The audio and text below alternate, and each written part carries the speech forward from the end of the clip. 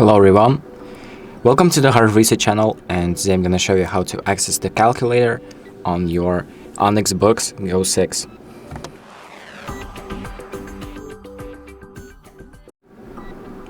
So there is a calculator on the ONYX Boox devices, and you can access it by going to the Apps tab. It's one of the tabs on the bottom of your screen,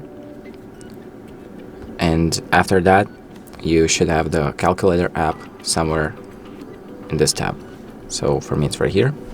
Let's tap on it, and there we go. Now we're in the calculator. So it just works pretty much as a normal calculator, as you can see, and well, that is pretty much it. So thank you for watching.